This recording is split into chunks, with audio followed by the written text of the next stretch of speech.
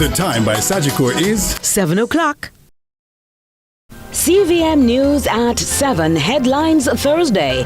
Brought to you by Guardian Life. Live secure. Live easy.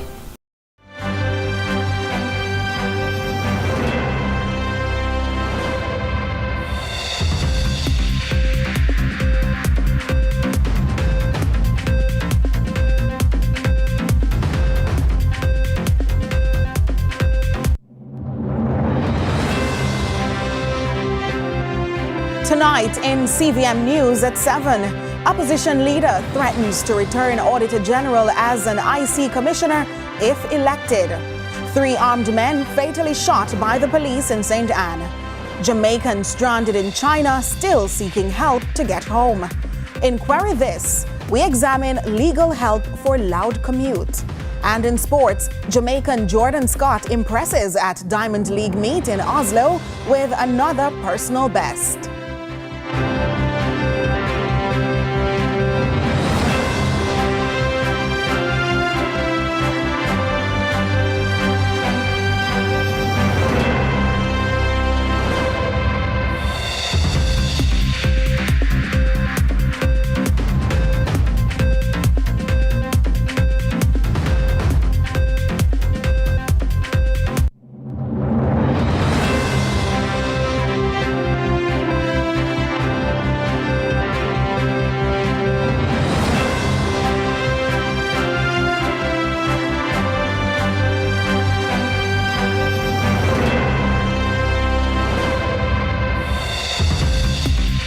From Kingston, Jamaica, this is CVM News at 7 for Thursday, June 12, 2025. I'm Nika Lewis. Thanks so much for having joined us.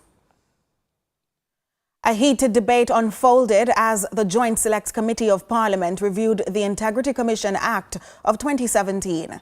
Over 2 days of deliberations, government and opposition members clashed over proposed amendments, particularly the controversial recommendation to remove the Auditor General from the Integrity Commission.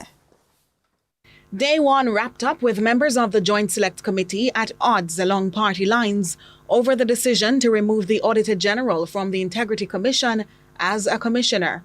Government members led by Everald Warmington argued that the Auditor General's presence on the commission posed a conflict of interest given the office's role in auditing state entities. They insisted that the Integrity Commission, which receives nearly $2 billion annually, should be subjected to rigorous audits conducted independently. Section 120, 121, and 122 of the Constitution makes it clear of a responsibility and can be a part of any other board or body.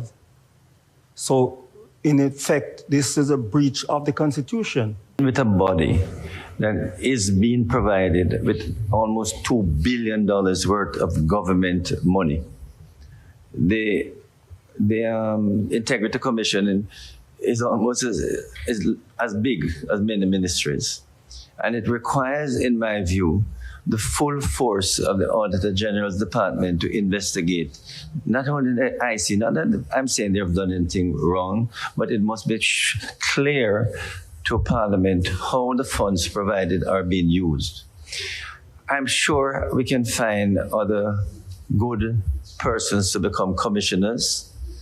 Not that we have anything against the Auditor General being a member in terms of the integrity of the person. However, opposition members Dr. Morris Guy and Julian Robinson strongly objected, defending the Auditor General's role as a safeguard against corruption. The People's National Party weighed in on the developments, expressing concerns over the government's push to alter the commission's structure. In my understanding, where audits are done of the Integrity Commission, they're done not by the Auditor General's Department, but by an independent accounting firm, which removes that issue of a conflict of interest. But I would not support her removal from the Integrity Commission. Opposition representatives warned that removing the Auditor General could weaken oversight mechanisms and undermine public trust in the anti-corruption body. They emphasized the need for greater transparency rather than structural changes that could dilute accountability. a conversation that carried into Day 2's deliberations, where Senator Donna Scott Motley argued along similar lines. That I have examined the situation very carefully, that I see no conflict of interest, as has been put forward by some persons, that the Auditor General, from the time of the inception of any body which was designed to prevent corruption or detect corruption, the Auditor General has always sat on that body. In all of what I have heard no instance cited in terms of inappropriateness or a conflict of interest. As the committee's discussions wrapped up, the debate remained unresolved, with both sides standing firm. The government's proposal had passed with a majority vote, but opposition voices signaled that the battle over Jamaica's anti-corruption framework was far from over. The PNP president has since added his disapproval for the move. This is an unprecedented and dangerous trend that seeks to intimidate and discredit the very institutions tasked with promoting integrity in public life. These are deliberate and coordinated actions by a government that has shown increasing hostility to scrutiny and accountability. What we are witnessing is a step towards tyranny, as institutions which are designed to protect the people from financial abuse of power are being stripped of their independence, weakened, and politicized. And Mr. Golding has also warned that should he become the next Prime Minister, and if the Auditor General is removed from the Integrity Commission as a commissioner, he will reverse that decision with alacrity. This as he heaped further criticism on the government members of the Joint Select Committee reviewing the Integrity Commission Act of 2017 to remove the Auditor General, citing conflicts of interest claims. The PNP, when in government, will restore the Auditor General as a commissioner of the Integrity Commission. We will safeguard our anti-corruption institutions, ensuring that they remain independent, fully resourced, and above political interference. We will introduce long overdue legislation for unexplained wealth orders, which are another critical anti-corruption tool that this government has reneged on. And we will amend the Constitution to enable the impeachment of delinquent parliamentarians. In other news now, vendors at the Savlamar Market in Westmoreland are raising alarm over what they describe as a drastic decline in sales, leaving them with significant financial losses.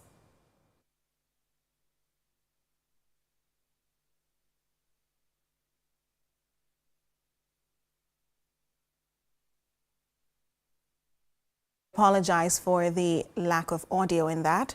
However, residents of Lucy, Hanover are appealing to the Minister of Local Government, Desmond McKenzie, to assist in repairing the Cleveland Stanhope Market in light of the upcoming hurricane season. According to vendors, no repairs have been carried out on the market since the last hurricane season in 2024. Locals from Lucy, Hanover are disgruntled due to the deplorable state of the market's upper structure and sections of the roof that were reportedly damaged during last year's hurricane season. Vendors claim no repairs have been conducted since. They pointed out that the rainy season has commenced, making it impossible to operate at certain sections of the market. CVM News was advised that when it rains, water settles on the floor of the market, resulting in other challenges. It's why the vendors and shoppers are appealing to the Ministry of Local Government to respond to their plight by conducting a series of repairs to the market's infrastructure. And we return to that story in Westmoreland, where vendors at the Savlamar Market are raising alarm over what they deem drastic declines in sales and significant financial losses. Since the start of the year, vendors at the Savlamar Market have been grappling with a troubling trend: fewer customers and growing losses. Several vendors who travel from as far as St. Elizabeth to sell ground provisions weekly are also feeling the pinch. One vendor, Tasha, says there has been absolutely no sale. This time is not a good season. This time we have a lot of growth. We have enough tomatoes, enough corn, enough cabbage, enough carrots, and no sale. Other vendors like Christine says while tourists will give their support, it's only for a short while. Tourists will come and buy. Maybe more 50% more better than how it is now. But I can't guarantee that for now, that it's going to be, what do you say now, greater than how we have it. The issue vendors say is not just a lack of tourists, but also a concerning drop in local patronage. Vendors also argue that despite the political differences, the market needs more attention. Well, small and it's straight PMP here. I when myself vote for them payment, nothing now go on, nothing now go on. Nothing now go on for Westmoreland. Westmoreland slow. The vendors are appealing to the government to step in.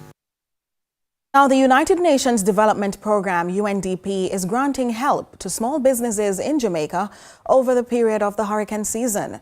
This information comes as the UNDP and partner entities held their special Hurricane Season 2025 Forum for Micro, Small and Medium-Sized Enterprises, or MSMEs. More in this report.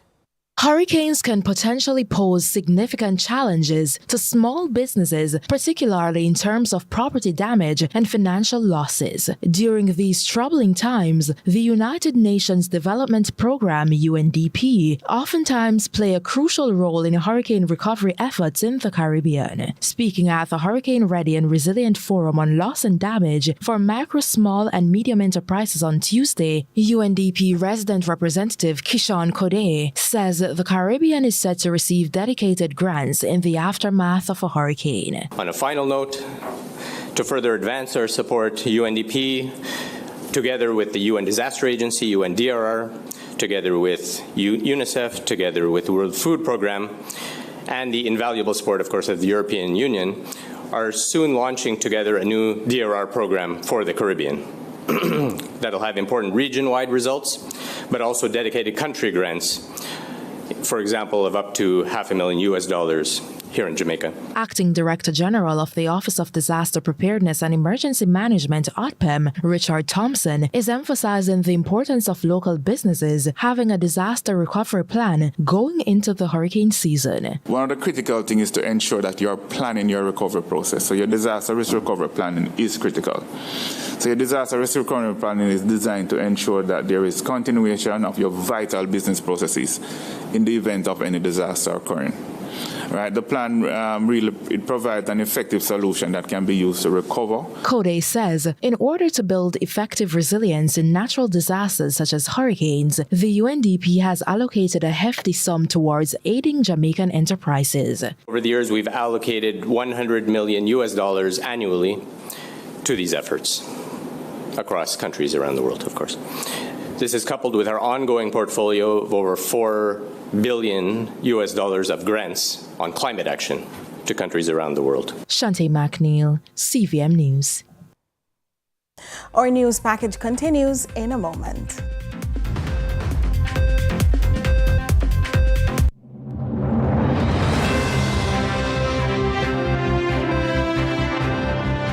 Thursday, brought to you by Guardian Life. Live secure, live easy. Our world is filled with rhythm. Rhythm that's unapologetic, infectious, timeless. Rhythm is commitment in action. It's how we show up for each other with unrelenting support that goes the distance. Rhythm lives in tiny beats of our most intimate moments, to the seismic roars of our biggest achievements. Rhythm is resilience in motion. So, even when things go out of sync, we know what it takes to bring the rhythm back. At Flow, we understand your rhythm because we live it. That's why we're dedicated to building a network as resilient as you, with a team of familiar faces working every day to keep you on beat. You're at the heart of everything we do, and our commitment is to keep your rhythm flowing no matter what. What's up, racing fans? Tune into CVM to see all of the live action from Rally X.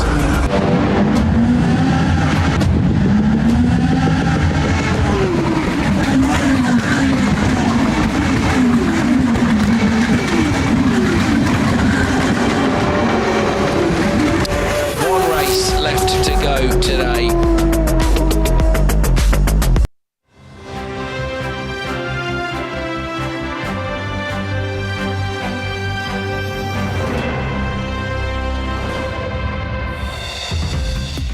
Thanks so much for staying with us. Minister of Health and Wellness, Dr. Christopher Tufton, officially opened a new administrative building for the St. Anne Health Department. The building is set to provide maintenance services for essential medical equipment. We hear more in this report. Northeast Regional Health Authority, NERA, in collaboration with the Ministry of Health, recently opened a 6,277 square foot regional health facility maintenance unit on the grounds of the St. Anne's Bay Regional Hospital. This facility is meant to provide repair services for biomedical equipment throughout the region. According to Minister with Responsibility for Works, Mathis Amuda, these investments are to ensure that citizens benefit from a healthcare system which is better managed. You see, you can't manage a healthcare system this size from what you showed as your previous building. So I want to acknowledge every single person from the parish, from NERA, from the Ministry of Health that would have worked on getting this to the point of groundbreaking, would have overseen its development with contractor D.T. Brown, and would have organized this event today, because we understand that this capacity is going to be felt in improved service. Minister of Health and Wellness, Dr. Christopher Tufton, says the development in St. Anne is expanding and more people are migrating to the parish, substantiating the need for new health infrastructure. Well, it's important because, like all parishes, well, St. Anne is seeing a lot, and with good reason, because the development in St. Anne is expanding. We see houses being built, we see more people coming into the parish, more drive-through traffic, and clearly it's necessary that health services are also growing with the parish to cater to the needs of the population. Chief Executive Officer, CEO of the St. Anne's Bay Regional Hospital, Dennis Morgan, says the opening of the new administrative building will significantly increase the institution's operational efficiency. Within a day or two, we are back, our ambulances back on the road, transporting our patients from point A to point B. Our medical equipment can get service much quicker. And so we are in control, really and truly, of our own destiny by having these things in us. So it is a wonderful thing. And when we talk about healthcare infrastructure, this is part of it. Minister Tufton says the government intends to continue expanding the infrastructure of health institutions within the parish of St. Anne. Adrian Williams reporting for CVM News. Local Government Minister Desmond McKenzie continues to assert that the Jamaica Labour Party, JLP, has done more for the parish of Westmoreland than the opposition People's National Party, the PNP, has. The minister was citing that the PNP's neglect of the parish could be noted, adding that the JLP has made several infrastructural improvements, especially in markets. The governing Jamaica Labour Party, JLP, has again lambasted the opposition People's National Party, PNP. Local Government Minister Desmond McKenzie is accusing the PNP of neglecting infrastructure development in the White House and Lucy markets in Westmoreland. McKenzie has asserted that the PNP failed to provide proper accommodation for the vendors. White House, them have the mattress on the ground where them sell short time, long time, and you can stay overnight with 70 candles. That is the market where PNP is out. When I went around the back of the market down there, I see the sign on the wall, short time, 2 in Negril. The sign was there. When I asked him, I said, everyone knows that them things are going on in the market. But yet them collect market fees. According to McKenzie, the ministry spent over $8 million to install bathroom facilities in the market. However, he has accused the Westmoreland Parish Council of being reluctant in getting water connected to the restroom pipes. Them say they need toilet and bathroom. Here's no water. I provided over $8 million from the Ministry of Local Government to build the toilet facility, to connect it. They finished the work. 9 months them have it here sit down. Never contacted the Water Commission. He says he has tried to fix the flaws in the market, but maintains the Westmoreland Municipal Corporation has been hesitant in facilitating the development. We have put some things on the ground, move the vendors. That is over a year ago. They sit down at the council and did absolutely nothing. The PNP has controlled all 3 constituencies in Westmoreland for decades before the JLP gained control in 2020. In a bid to combat predial larceny in the West, the Hanover Police are reminding farmers to utilize the animal identification system to ensure animals are properly documented. Inspector Mario Taylor of the Green Island Police argues proper documentation of farm animals will aid prosecutors in obtaining justice when animals are stolen. With the details, here's Adrian Williams. Predial larceny, the act of stealing farm animals, extends to stealing aspirations, which remains a painful reality for farmers in Western Jamaica. This is why Inspector Mario Taylor from the Green Island Police Station in Hanover is reminding farmers to protect their animals from thieves. He's suggesting they tag and monitor their farm animals. You have to take some responsibility in registering as a farmer, marking your animals, have your own personal mark on these animals, so that when it is that we catch this person, the cases can be prosecuted with more surety in terms of how, because identification is a big issue. Taylor has recommended various animal identification methods that farmers can employ. He's encouraging farmers to maintain their animal records. A lot of brown and white goat out there, a lot of goat, with different markings and all of that. It's not sufficient to say that alone. You need to have your special mark on that animal. So you either tag your animal or you have your special mark on the animal. And you can make your record and document it somewhere. Sign the date, have a diary, have your farmer's diary. Document it that, look, 12 goats, 1 brown and white with so-and-so mark on it, 1 black and brown with so-and-so mark on it, and sign to it on a particular date. You can even get a justice of the peace to certify it on that particular date when you created that list. That's your inventory. He says farmers should also secure the animals in order to prevent them from wandering. He further explains that animals often become a nuisance in the communities, destroying other farmers' crops. He reveals this is one factor that causes animal loss, as some goats go missing because neighboring farmers who have had their crops eaten by these animals take matters into their own hands and get rid of them.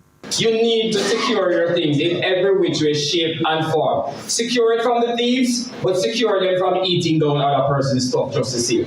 Because some of the times you miss your stuff. It's not a serial larcenist that takes your stuff. Miss Jane, we can't bother with your goat and eat down our things, so she discreetly get rid of your goat.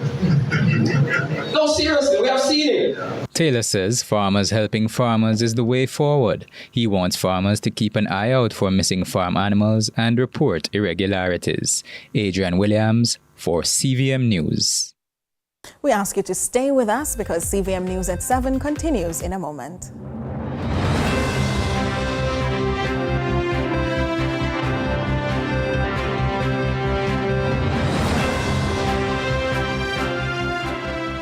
Night of Worship, Jesus All the Way, a fundraising worship encounter presented by the Jamaica Seventh-day Baptist Conference of Churches on Sunday, June 29, Randy Williams Entertainment Center, featuring Kevin Downswell, Rhoda Isabella, Alicia Taylor, Kevin Heath, Nadine Blair, and Perpetual Sounds of Praise. Gates open at 4 p.m. Showtime 6 p.m. Tickets available at SpurOpen.com. Jesus All the Way, a worship encounter with a purpose. Sunday, June 29, Randy Williams Entertainment Center, powered by Stuart Soto, Love FM, Mellow FM, Gospel JA, and CVM TV.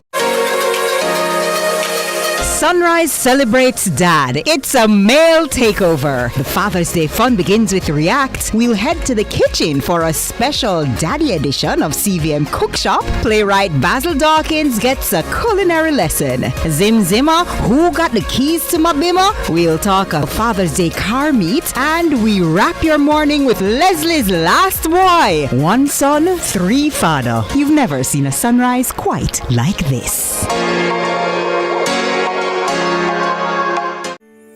In a world where innovation meets tradition, agriculture is evolving like never before. From the latest sustainable farming technologies to age-old practices passed down through generation, agriculture is precious to me. I love the animals. I don't mind getting my hands dirty. I love working. Join us right here on CVM TV every Sunday during news at 7 as we explore the people, the science, and the breakthroughs that are shaping the way we grow, eat, and live. You don't want to miss it. This is Farming Forward.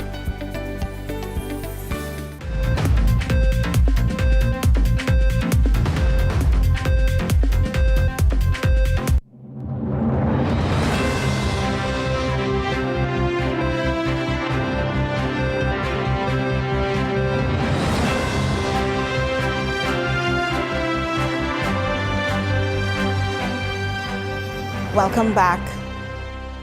Continuing the news, a deadly confrontation in St. Anne on Wednesday night has resulted in the deaths of 3 men after police reportedly foiled a murder plot in Back Street in the parish. Among the deceased is 38-year-old Dickie Bonnick of Runaway Bay.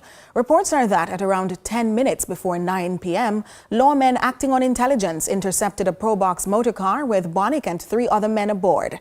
A shootout reportedly ensued, and when the gunfire subsided, Bonnick and 2 others were found suffering from gunshot wounds. They were taken to hospital where they were pronounced dead.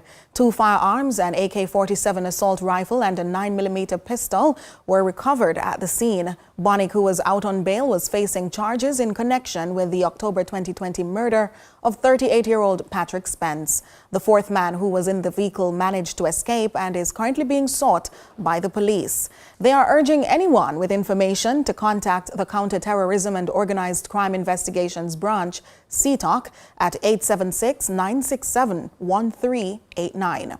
The National Intelligence Bureau at 811, Crime Stop at 311, or the nearest police station. We now turn to regional and international news. We begin with news in the region. In Grenada, the USNS Comfort, a floating U.S. Navy hospital ship, has docked in St. George, bringing over 1,000 medical professionals who will offer free medical services to Grenadians from June 10 to 16. More from GBN News. The USNS Comfort, the floating USA Navy hospital ship, has docked in St. George's, Grenada, launching its 2025 mission with a week of free medical care for hundreds across the island. The ship crew of 1,000 medical professionals, including doctors, surgeons, dentists, and veterinarians, will offer medical services from June 10th to the 16th at the National Stadium and other medical stations. At an official welcoming ceremony on Tuesday morning, Commanding Officer Captain Ryan Kendall highlighted the purpose of the mission and some of the services that will be offered. Since its inception, since 2007, we have treated more than 600,000 patients, performed over 7,300 surgeries, positively affecting more people in our partner nations than any other U.S. Navy deployment in history. During the next several days, our team of medical professionals, engineers, and support personnel will work side by side with our Grenadian counterparts to bring medical, dental, and veterinary care to the community, as well as construction support, cultural exchanges, and community building events. And in international news, an Air India plane bound for London with more than 240 people on board has crashed into India's western city of Ahmedabad. The plane went down minutes after taking off from the airport. It struggled to take flight and then crash-landed directly into a medical college hostel close to the airport, killing many medical students. The final moments before an Air India plane crashed shortly after takeoff. The London-bound flight from India's western city of Ahmedabad slammed into a building housing medical students from an altitude of barely 200 meters. The pilot is said to have sent a mayday call. My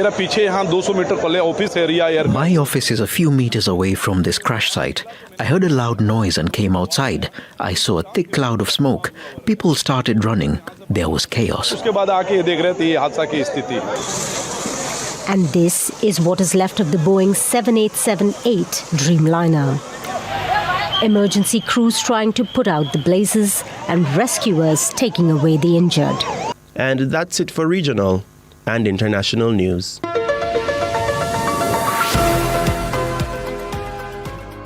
Stay tuned because Query This is after the break.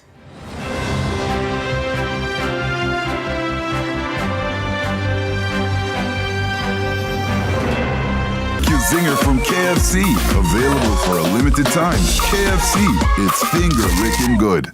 The time by KFC is... What's up, racing fans? Tune into CVM to see all of the live action from Rally X.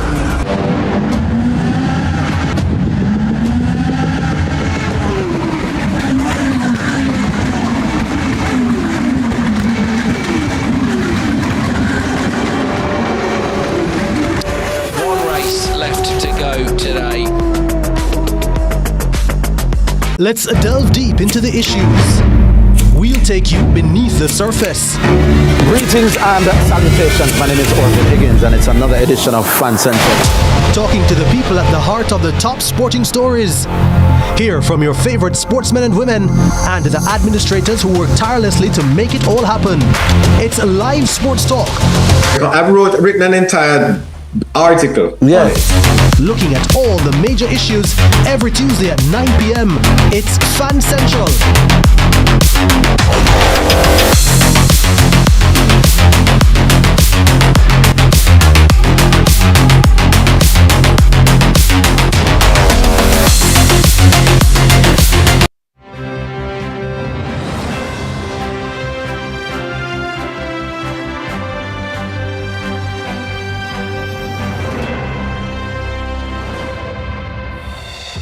Welcome back. Well, we have Ronaldo Adams, who is joining us for a quick look at what's to come in sports.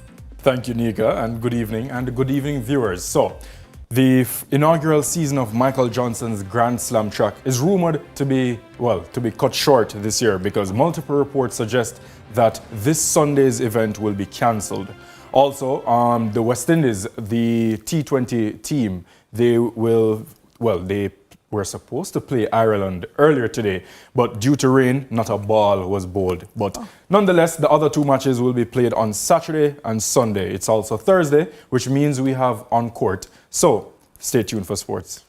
Indeed. Stay tuned. And now we have Query This, because it's not uncommon to be walking along the roadway and a vehicle passes by with music blaring so loudly that you wonder how the passengers inside are coping.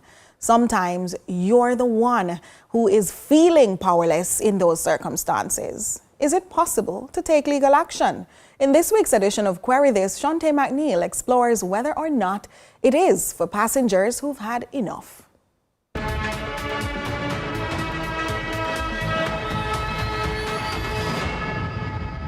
Query This.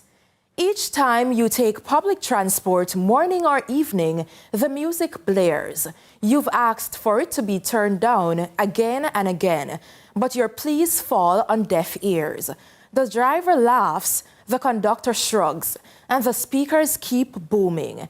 It's no longer just annoying, it's unbearable. You're overwhelmed, angry, and now thinking about taking legal action, but you feel helpless. Is this even worth seeking help for? Should taxi operators be charged for disturbing your peace? How do you feel about these situations? Here are some of your views. Those loud music should not be played in those vehicles because, first of all, decibels can damage our ears. As a society, we should be setting examples for the younger ones to follow. This extra out of door, you take a dance and keep in a bus. That not work for passenger and children. And the children them love it to to school as them. You see how they drive, right? So I don't see why making a hullabaloo about the music. The same behavior that them depict on the road, selfish behavior with the other motors, the same display with the passenger. What we should all do is just everybody take Uber and drive and starve them a little bit for a few weeks. I think the government should find a way to actually make they pay fines for this because, as I said, it's disturbing to us who just want to have a regular day going about it and you just hear this loud, obnoxious, loud music. Things are in place already. The authorities just need to enforce. That is in fact very true. Many are fed up, but not everyone knows they actually have a case. So we stopped by Michelle Thomas Associates, attorney at law, and attorney Michelle Thomas says you don't have to suffer in silence. Under the Noise Abatement Act and road traffic regulations, taxi and bus operators can be fined or even charged. Motor vehicles as well as motorcycles have a prescribed limit of 85 decibels. If it's larger vehicles, larger cars, then it's 90 decibels. In fact, the regulation to the Road Traffic Act specifically gives the motor vehicle 110 decibels if it is that they are putting in, amplifiers or audios to enhance the hearing or a sound system, for better word, then that can be outside of the noise limit. And even if you have a stationary vehicle, it still is applicable. What is the recourse or what is the penalty, you may ask? If on a summary conviction, it will be a fine of $15,000 or 14 days imprisonment in the parish court, if there's a summary conviction. Getting recourse if this happens to you, Thomas says, all you'll need to do is just gather the driver's name, route, license plate, and the time of the incident. Then report it to the relevant authorities. Yeah. The same particulars that you would report to the police station, then you would report that. What tends to happen is, yes, we have this as a regulation, but people don't really practice to enforce it because it's a little they see it as minimalist. And so a lot of people they're not aware of that regulation, and it's not regularly used, if any at all. So it is important for Jamaicans to be sensitized. Drivers, your job is public service. Don't run the risk of losing your passengers or your freedom over something as simple as respecting others' peace. And with that, we wrap this edition of Query This. If you have a legal concern, reach out to us here at CVM and we'll help you find the people and resources to help you. Until next time, I'm Shante McNeil.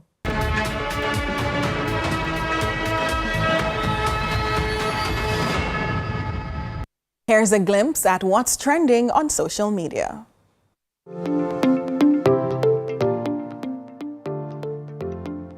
So, what's hot on social media today? Jamaica's meteorological service is bracing for potential disruptions due to U.S. budget cuts affecting weather forecasting data sharing. The island relies on U.S. satellite information for accurate weather predictions, especially during hurricane season, with Jamaica's Doppler radar currently out of commission since March 2022. The meteorological service is exploring alternative sources. Here are some of your reactions. At Asher Mariro shares, more reason why government must invest in local infrastructure for weather and disaster readiness. At Crazy Dre writes, the US is no longer a reliable partner. Every country needs to act accordingly. At Damin.Ohamid posts, hope the government push the radar repair fast, cause we can't depend on foreign help alone. At Sail_Goldful says, it have to be like ancient days, look over the sea to determine when hurricane are reach. At Mark Jamal comments, me glad government pay attention to this cause weather info is crucial for we island. And that's what's trending online today. Continue to share your thoughts with us on X at CVM TV and CVM_television on Instagram and Facebook. I'm Michael.